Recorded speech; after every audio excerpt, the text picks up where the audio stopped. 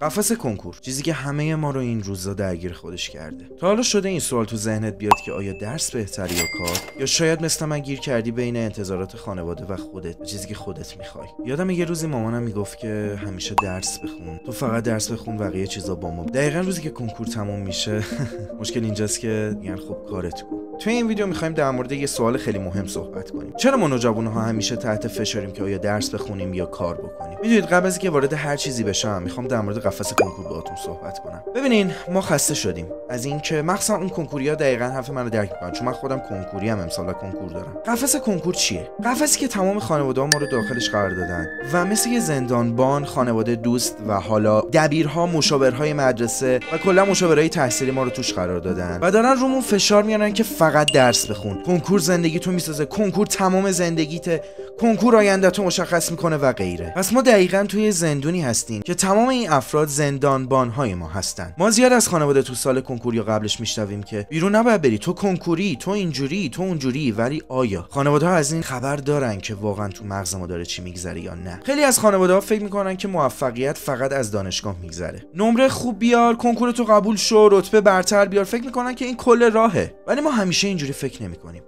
ما همیشه دوست داریم بریم سمت کاری که واقعا بهش علاقه داریم یا دوستش داریم. شاید یکی واقعا درس دوست داشته باشه، ولی شاید هم یکی بیاد دنبال هنر باشه و دلش بخواد گرافیک کار بکنه، کار کامپیوتری انجام بده یا عکاس بشه و غیره، یا یه مهارت عملی یاد بگیره که زودتر وارد بازار کار بشه. که ما نوجوان‌ها خسته شدیم از اینکه باید چی کار بکنیم. روی فشار درس بخونیم، اوکی درس بخونیم، بعدش چی؟ ولی بعضی وقتها هم یکی هم که میخواد درس بخونه از درس زدش میکنه. آقا اوکی هدف یارو درس خوندنه، ولی کنکور نباید باعث این بشه که کل نوجوانیش از بین بره. آیا این نوجوانی برمیگرده؟ آیا اعصاب و روحیات اون طرف برمیگرده یا نه؟ خانواده در مورد این فکر نمیکنن که واقعا تو ذهن اون طرف داره چی میگذره و چقدر این فرد باید تو اون یک سال تفریح داشته باشه. خیلی از این حرفا میشنویم که چون کنکور داری نباید بیرون بری، چون کنکور داری 24 ساعته باید درس بخونی و تست بزنی. خب حالا راستشو بگو، تو چی فکر میکنی؟ به نظر درس خوندن کافیه یا کار کردن کافیه؟ حتما تو کامنت برام بنویس. حالا بعد از درس خوندن میرسیم به چالش کار کردن. حالا از اون طرف اگه به خانواده بگی نمیخوام درس بخونم، دقیقاً مستقیم تنها حرفی که بهت میزنه که خب برو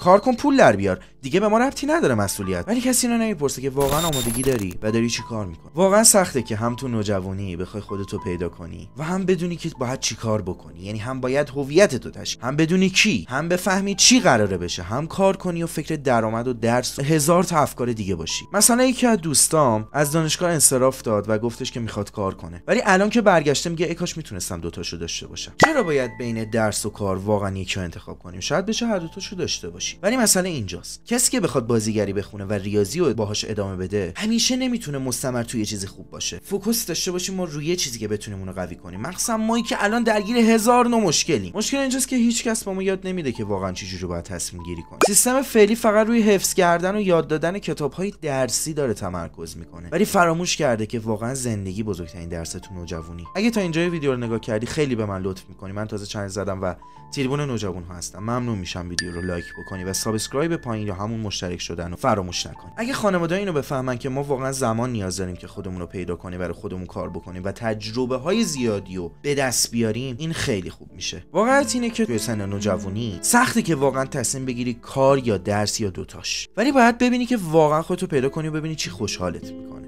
و به چی علاقه داری. ولی مسئله اینجاست، ما توی ویدیو قبلی هم گفتم همیشه به دکتر و مهندس احتیاجی نداریم. واقعا خود من اگه برمیگشتم به عقب، به جای ریاضی کامپیوتر رو انتخاب میکردم، همونجور که تو ادیت استعداد دارم یک راست میرفتم تو بازار کار و کار میکردم. الان اینجوری نبودم که خب کنکور رو بدم، اگه کامپیوتر قبول نشم چی، اگه اینجوری بشه چی، ادیتو چیکار کنم، ادیت یا درس، ادیت یا درس. هی مغزم درگیره، هی شاخه به شاخه، هی شاخه به شاخه. خب این مغز ما رو نابود میکنه. این وسط هم کسایی که واقعا هدف درس دارن، مافیاهای کنکور دارن ازشون سوء استفاده میکنن و مردم هم دارن به راحتی گول میخورن.